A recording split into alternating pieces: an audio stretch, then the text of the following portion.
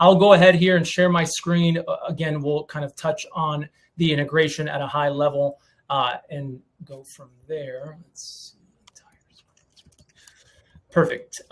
So again, really focus on what a day in the life looks like for staff as they're using Litify and Case Status together. I think the biggest piece of the integration is literally never having to leave Litify to take advantage of the added horsepower that comes from Case Status. I'm in a matter in Litify at the moment, and we can see that we have this Case Status messaging iframe built directly within the matter so that as staff members are living in the case, they could see everything that comes from Case Status to view the messages, documents, checklist items, and general activity within that actual matter without having to leave. Streamlines the day-to-day, makes it easy for staff to never have to leave the matter, but to take advantage of a centralized location.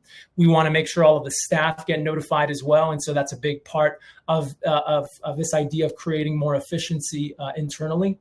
And then on the other tab I have here, it's just what we typically build as best practice for our Litify firms is essentially this Case Status tab, a Case Status button, which, as you can see here, just gives you the fullness of the platform for any sort of extra features like creating automations, customizing journeys, and taking advantage of that added horsepower. So again, never having to leave Litify, making it extremely easy for staff, and then making sure that we train our Litify firms based on what their day-to-day typically looks like. So we'll, again, talk about that as we go through the demonstration.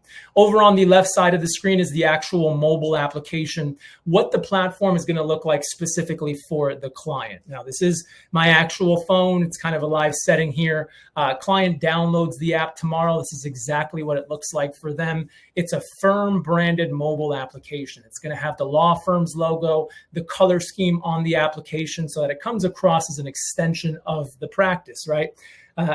Paul talks about getting apps that get stuff done. This becomes an extension of your practice, a differentiator between other firms in the area, an experience that your clients are very much used to getting literally in every other industry except legal, right? I don't know about you guys, but I look at my banking app. I look at the Wells Fargo app every 5 minutes. The money hasn't moved, but I just like looking to make sure things are okay, right? And we provide that self-service for the client, especially during such a trying time like their legal case. When through the application, Paul had touched on it, we're seeing a 70 to 85% adoption rate. So very high when it comes to adoption. And I think the biggest reason for that is just how easy it is for the client to log in. Client gets a very simple text message. Hey, this is the law firm, download our firm branded app. In that message will be a link to the App Store where the client downloads the app. And then all they're doing is entering in their cell phone number, a verification code, and that is it. Very simple, very straightforward for the client, where they're not having to remember any passwords, any extra credentials. They don't have to log into a computer, look at their email. May give myself up here, but if I share my home screen, you guys can see the 974 on the Gmail, the 385 on the Outlook. It's completely in the abyss. I've given up on it completely. But the idea is clients aren't living in their email, right? We're focusing on that mobile piece and meeting clients where they expect to be met. And so the good news is the other 20, 30% of folks that are not downloading Case Status are still going to receive every single message, update, document via text. They can text you right back and forth like a regular texting thread. All that's coming back here within the actual matter to take advantage of that visibility so that everyone knows what's being shared back and forth. Now, when I log into the application, I can see as the client really the answer to my number one question, right? What's going on? What's my status? What's happening? I'm on a PI pre-lit case. I have some checklist items on here. My current status is treatment. If I hit this more button, I can see, hey, we appreciate you working with us to handle your case. Here's a link to our welcome video. It's giving me, the client, this access that I've never really had before because before I was just calling in. And it also provides this visual aid of where I stand on my client journey. I'm on stage 1 out of the 6. I have this visual representation of that journey, but I'm also going to have access to this process tab that's going to walk me through that journey from start to finish. I'm on treatment, but if I wanted to look ahead, I can see 2 is maximum medical improvement, 3 is attorney review, 4 is negotiations, 5 is settled, 6 is escrow, and then case closed. This becomes the self-service for clients. We're building this muscle memory where they're logging in as opposed to calling in, which is why we're seeing around a 51% decrease of inbound traffic, right? Imagine half of that activity gone via phone calls and emails because they're now self-serving. We want to automate these actual updates that are happening in case status based off of any events that are going on in Litify. We use the matter plans that are on Litify, but just know that we have the Apex action to essentially update it based off of any event in Litify, so that as we make a change in Litify, it automatically updates the client in the case status platform. And that's the big key, is making it extremely easy for staff to go about their day-to-day essentially the same, but now taking advantage of that centralized experience for the client on the application. Clients have messaging where they can have one place to communicate back and forth. We're eliminating this traditional mix of phone calls, emails, texting. Some firms like giving out their personal cell, and have one secure line of communication, both for the client and for the staff. Clients are sending a message out. They can type their message out. They can text it back. They can add any sort of images, videos, media files, PDFs, documents, or anything, where once they send that message that's coming directly in the actual matter iframe it that you can see here on the screen. Staff members just go to the messages. We can see all of the messages that have been shared back and forth. And then we can see all the documents that are syncing back and forth as well. All of these are going to be syncing back into a case status messaging property in Litify, or Docrio for the documents, where they're going to be syncing there automatically as well.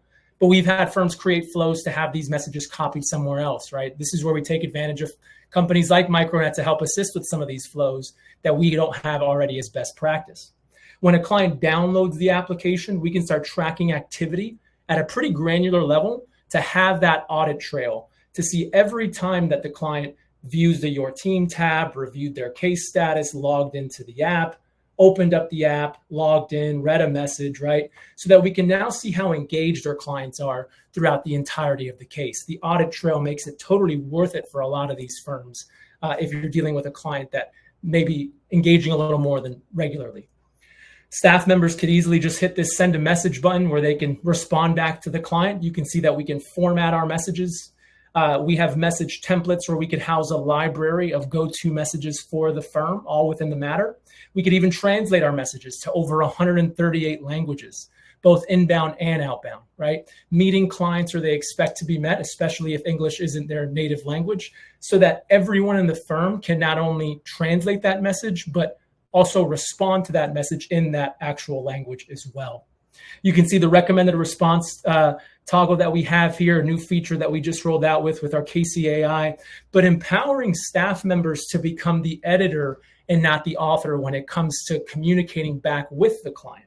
So every time a message comes in from the client, it's going to give the law firm these 3 recommended responses to take advantage of using AI on how they'd like to respond back to the client. I can provide a resource, set expectations, answer questions.